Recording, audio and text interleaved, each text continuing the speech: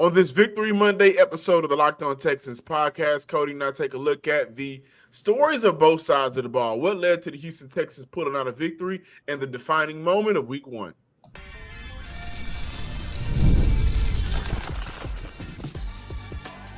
You are Locked On Texans, your daily podcast on the Houston Texans. Part of the Locked On Podcast Network, your team every day. Welcome in, Locked On Texans listeners and viewers, to this Victory Monday episode of First one of the season. First one of the season. Feels good, don't it? We're going to have a lot of these. Feels good, don't it? Electrifying game. Thank you guys for stopping by to listen to the Locked On Texans podcast, a part of the Locked On Podcast Network, your team every day. Thank you to all of our first-time listeners and viewers. Come on in and celebrate with us. We're having a celebration party. Please be sure to subscribe, like, and comment to the Locked On Texans podcast on YouTube and wherever you listen to your podcast. And shout out to all of our everydayers coming back to continue to listen to Cody and myself talk Texans. Cody's back. I'm your Texans football analyst, Johnson Sports Guy Hickman. Detroit News is on. Still Texans Credential Media member. Cody Davis is back to talk Texans. Cody, before I let you take it away, I just want to say for me, guys, it is so good to see Kenyon Green lead the way as a run blocker, get into the second level for the Houston Texans. We've talked about his potential.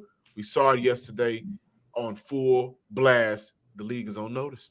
Yes, sir. And of course, we're just going to talk about all of the top moments, the top plays, the top takeaways from the Houston Texans 29-17 victory over the Indianapolis Colts. And boy, I tell you, in the fourth quarter, this game really started to turn up. And John, listeners and viewers, let me just say this. I think Texans versus Colts are definitely about to be one of my, if not my favorite matchup in the NFL, because the way this game just took a turn for like the best in the fourth quarter, it showcased the potential and the youth and the excitement surrounding both organizations. But John, let's just jump right into it. On the offensive side of the ball, I'm going to let you talk about the offensive line. I'm going to let you talk about Kenyon Green, but I am going to say this. This is part of the reason why they drafted Kenyon Green in 2022. This is part of the reason why they never gave up on Kenyon Green, regardless of everything that was going on. Because coming out of Texas A&M, the one thing that Nick Caserio was talking about, the one thing that we have talked about during that time was the fact that he was arguably one of, if not the best, run blocker in that draft. And look what happened when a healthy, let me say that again, a healthy version of Kenyon Green stepped out there onto the field. Because, boy, I tell you, look, this show is going to be a lot of either I told you so or I was wrong about. But I'm going to start with the biggest thing that I was wrong about. Joe Mixon, Lord have mercy. Lord have mercy. I'm not going to lie. I had some doubts on whether or not Joe Mixon was going to be able to perform good. You guys saw the crossover show. I was like, not only do Joe Mixon gotta get used to playing in the Houston Texans offensive system, but I was a little bit worried on whether or not he was going to be effective because he missed half a training camp. Lord have mercy. This young man, all he did was went out and rushed for 159 yards on a career-high 30 attempts and one touchdown, a touchdown that basically helped the Houston Texans come away victorious in the fourth quarter. John, this is why the Houston Texans went out and made that trade for Joe Mixon. This is why the Houston Texans went out and extended Joe Mixon. This is why Bobby Slowick said, you know what? I now have the running back that I need, and we're going to do everything possible to make sure that we utilize this rushing attack. Yeah, and I think when we look at Joe Mixon, the talk of yesterday, right before the game, no John Mechie, no Cam Akers. And based off what we saw from preseason, I think Cam Akers not playing yesterday was a shock to everyone pregame, right? Most to me. D'Amico Ryans told us all offseason, all training camp, I've seen enough from Damian. Damian 3 carries, 16 yards, but it's not necessarily what he saw enough of from Dameon Pierce. I think it was more so what he got an opportunity to see of Joe Mixon during practices whenever he came back. Led the way, as you said, this version of the Houston Texans bell cow. First running back to rush for 100 yards on opening day since 2016. Last one to do it for the Houston Texans, Lamar Miller. But I have to highlight a couple of things. Both are centered around blocking. Number one, the offensive line for the Houston Texans. All last week I talked about, hey, guys, listen, you got to respect this front four. You got to respect what they have over there. And blocking for CJ, it was a rough day. Sacked 4 times. They really was able to create pressure on CJ Stroud early and throughout that game, and it kind of made him uncomfortable. But it goes back to something Bobby Slug mentioned last week. I do want to play this video if you got an opportunity to watch the 1, 2, 3, 3, 2, 1 special edition. I forgot to edit that out. You remember I played this clip, and I think this is a perfect time to play it again. Yeah, I think he's always been all in on it. You know, he understands how valuable that is as a quarterback to just be able to stay on the field, get to third and manageables, and that's really what it's about. You know, it's my job to get number one as open as possible all the time, but, you know, not always going to do that. And when I'm wrong, how right can you make me? Are we wrong? Like, man, I just called a play and we lost 4 yards, or can I call a play and be wrong and we gained 6? You know, and that started towards the end of camp. That happened a lot. You know, he really is bought into staying on rhythm, getting the ball out on time, and you know, really getting it to our playmakers' hands as often as possible. And that's not easy to do. Like, you have to be very deliberate in how you approach every day to go put that into action, and it definitely has grown. So in highlighting the offensive line, bringing it back to CJ Stroud and how he had to, you know, face that adversity, succeed against that adversity with the pressure that they allow. Like Bobby said, sometimes he got it right. Both Diggs touchdown calls, I think, were perfect calls. Scheming up, number one to get open, scoring for Houston. The play calling when he got it wrong. I look at the across the body throw across the field on 3rd and 9, I believe, to Nico Collins to help extend that drive. So, like, when you look at getting it wrong and CJ still allowing you to get it right, gain of 6. In that case, it was a gain of either 9 or 10, picking up that first down for Nico Collins. You see the growth there from CJ Stroud.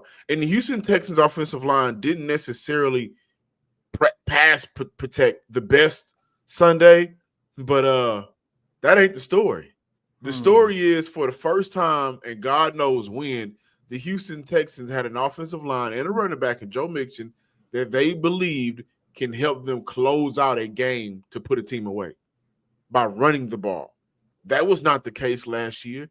If they had to put a team away, they were still leaning on the shoulders of CJ Stroud, of Nico Collins, of Tank Dell when he was in. So I'll look at that as one of the story of the game. Houston was not able to have a clean pass blocking game, but they dominated up front and being able to get to the second level and create opening lanes for Joe Mixon to have 159 yards, 178 total yards on the day.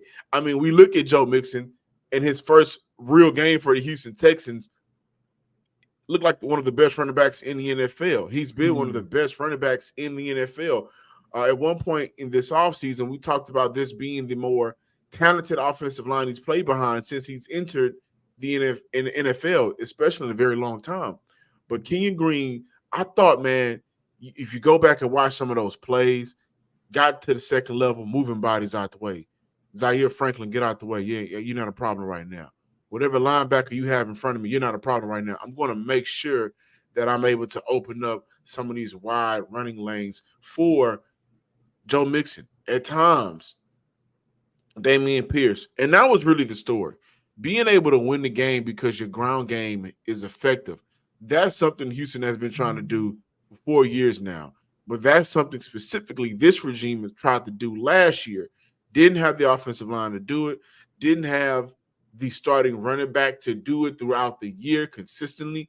They have that now, and that's going to lead to a more balanced attack for the Houston Texans. Also, Bobby Slug just utilizing his tight ends to help with that as well. By the way, I do want to say this before moving on. Nico Collins, WR1. Let's just go ahead and say it like that. You know 12 out here.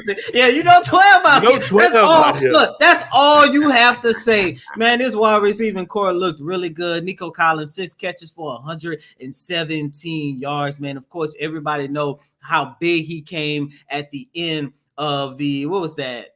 Right before the 2-minute warning when he had that big first down with a phenomenal catch between him and CJ Stroud. Man, Nico Collins is still this guy. I love how they utilize Stephon Diggs. I know if you look at the numbers, you might think to yourself, oh, Stephon Diggs, he ain't going to be happy in Houston, blah, blah, blah, blah, blah, blah, blah. No, Stephon Diggs went out there and gave this team what they needed, whether he was either catching the ball, being a distraction in order to get his other teammates open. Then he caught 2 TDs on the day. So shout out to Stephon Diggs on his official debut for the Houston Texans. But overall, outside of the pass protection, I love what I saw from the Houston Texans offense. And I really think this will definitely be one of the best offensive teams, if not the best offensive team for the 2024 campaign. Today's show was sponsored by Prize Picks, America's #1 daily fantasy sports app. With over 5 million active members, Prize Picks is the easiest and most exciting way to play daily fantasy sports.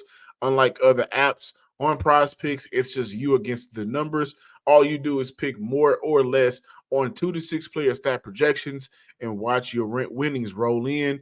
Download Prize Picks app today. Use code LOCKEDONNFL and get $50 instantly when you play $5. That's code Locked On NFL on Prize Picks to get $50 instantly when you play $5. You don't even need to win to receive the $50 bonus.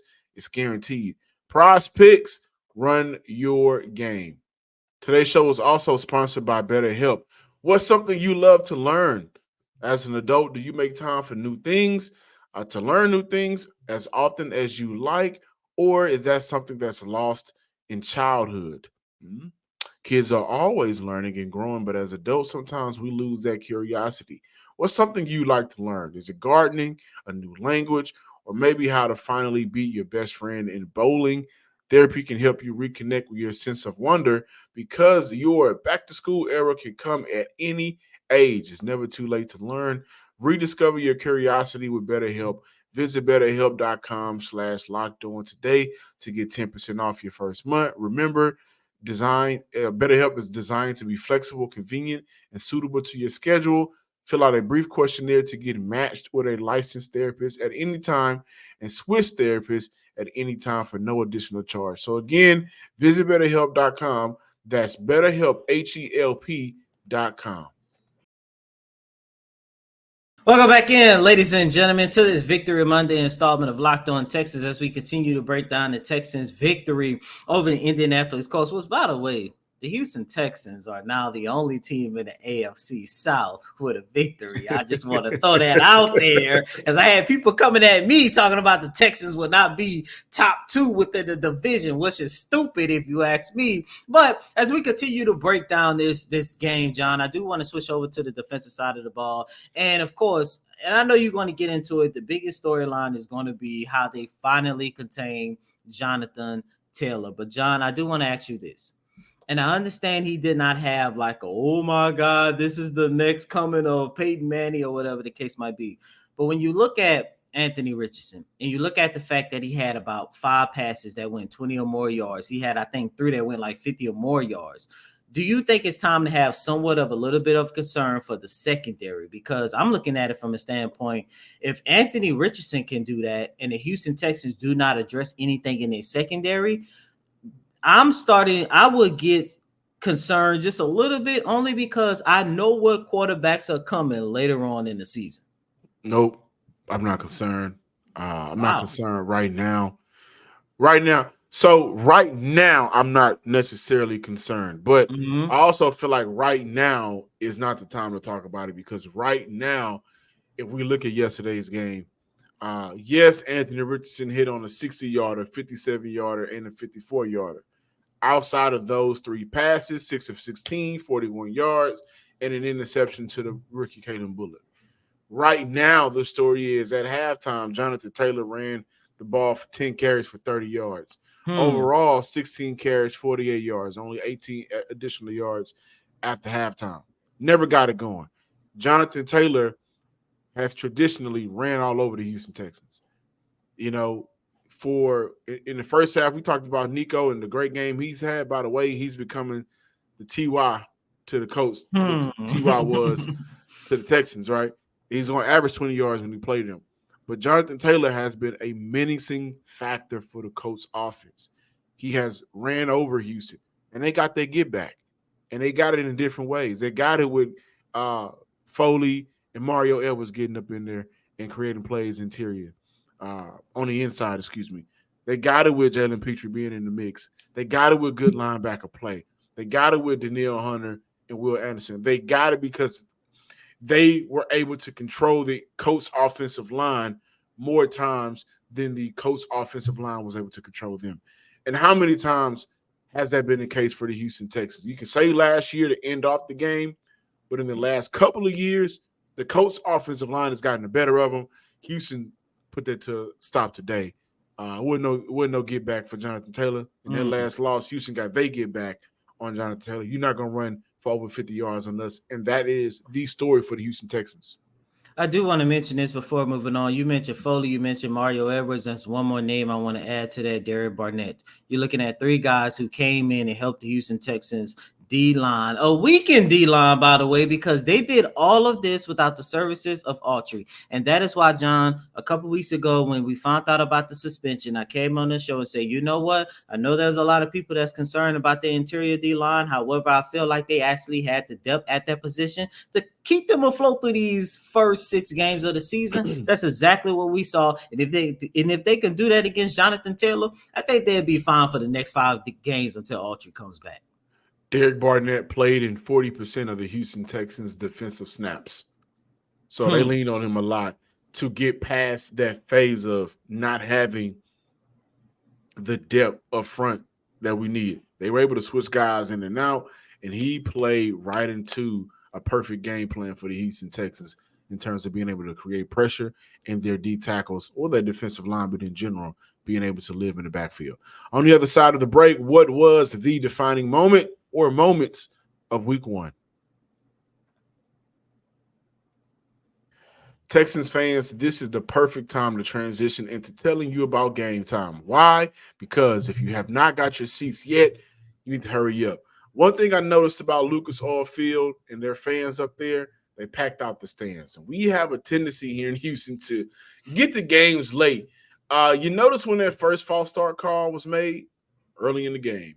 Why? Because the field was jumping, because the fans were in the stands, and Texans fans, y'all need to do the same next week, and the home game after that, and the home game after that, and the home game after that. Get into the NRG, and Game Time can help you with their new Game Time picks, and they make getting tickets for your favorite live event even easier. Game Time picks filters out the fluff to show you incredible deals on great seats, so you don't have to waste time searching through thousands of tickets. Use that feature to buy your Texans tickets to get into the next Texans game. Download the Game Time app, create an account, and use code LOCKEDONNFL for $20 off your first purchase. Terms apply.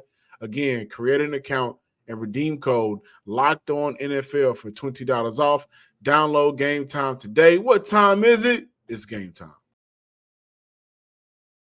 Welcome back in, Locked On Texans listeners and viewers. Before we close out today's show, it's always good to end off a show, a conversation, highlighting the positives, right? Cody, you're married. So, you know, some of those marriage conversations can get rough. But at the end, you always say, well, at least we got over this hump, or maybe I love you. For the Houston Texans, it was a rough game for them. It was, I think, an electrifying game for the Houston Texans. I also think that they had some battles that they needed to be tested on early on, and they did with this game. And they went through adversity, and they came out with the dub.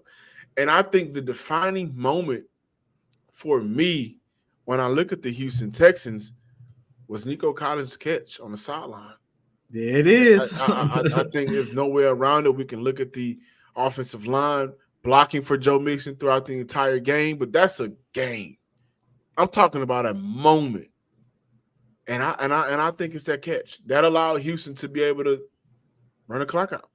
And when you look at that type of game, guys, why I think that's a defining moment, that's a game that I don't know if the Houston Texans would have won maybe last year or the year before last or the year before last. In none of those games, they were able to run the ball. And you look at them being able to run the ball, you think to yourself, well, maybe in this game that allowed for CJ to be a little bit fresher later in the game. I'm not sure, but that was the defining moment for the Texans. I mean, there's several moments that I could choose from, John, but I just think having a running back like Joe Mixon, going to him late in the fourth quarter that you can trust. I know I said this in the first segment, but I am literally in awe by his performance. And look, I know there are some people saying, look, it's game one. Maybe people are, like myself, are putting too much stock into what we saw out of Joe Mixon. But John, I just keep going back to knowing how much Bobby Sloyd wants to utilize the rushing attack, especially what we saw last year. And like you mentioned, there was moments where he didn't really have a stable running back. Then when you finally got one, it seemed like he was just head over heels for Motor. And you couldn't tell him that Motor wasn't the greatest running back in the league at one point of last season, because he was always talking about his versatility and stuff. And to see Bobby Sloyd has one of the most productive running backs, like I mentioned, I think this is Joe Mixon 8th year, if I'm not mistaken, 7th to 8th year in the league, and he has already rushed for 1,000 or more yards on 6 different occasions, man. And to see Bobby Sloyd and head coach DeMeco Ryans, I don't want y'all to think that DeMeco just don't care about the offense, because that's not true. But just to see the Houston Texans have a running back that they can go to, man, late in the fourth quarter in a hostile environment, it just says a lot about that they are finally getting the opportunity to get some very beneficial plays from not just Joe Mixon, but a lot of their offseason acquisitions. And the best part about all of this, John, you could tell there was moments where there was rusty, but starting next week against the Chicago Bears, Sunday Night Football inside NRG Stadium, and moving forward, they're going to continue to get better and better, and they're all going to be more on one accord. I cannot wait to see it, man. Again, first and foremost, shout out to Joe Mixon once again. Yeah, and I think another defining moment for the Houston Texans on the defensive side of the ball, Kalen Bullock getting his first interception. That drive, the Colts were marching down the field. Mm-hmm. They were clicking. Anthony Richardson was able to make a play after play, and they were getting to a point where it felt like, okay, is the game swinging a little bit for the Colts to close out that half? We may look at a totally different outcome in game if Kalen Bullock doesn't get that interception. The Colts come away with at least 3 from that drive. So I think that was one of those defining moments as well. And it comes from the rookie, Kalen Bullock. So, hey, listen. Hey, it's good. Houston went out there and drafted them a safety that all offseason talked about how much of a ball hawk he is. He showed it Sunday. I almost had another one, too, on the opposite side of the field. I think he's going to have a successful year for the Houston Texans as a rookie. But we got more Locked On Texans, more Texans talk throughout the week. Please be sure to subscribe, like, and comment to the Locked On Texans podcast on YouTube and wherever you listen to your podcast. Also, give us a follow on Locked On Texans on Twitter. Follow me on Twitter at John_Hickman12. And as always, I'm your host, Cody M. Davis. Please remember to follow me on Twitter at Cody Davis _24. Once again, it's Cody COTYDAVIS _24. Until next time, ladies and gentlemen, peace.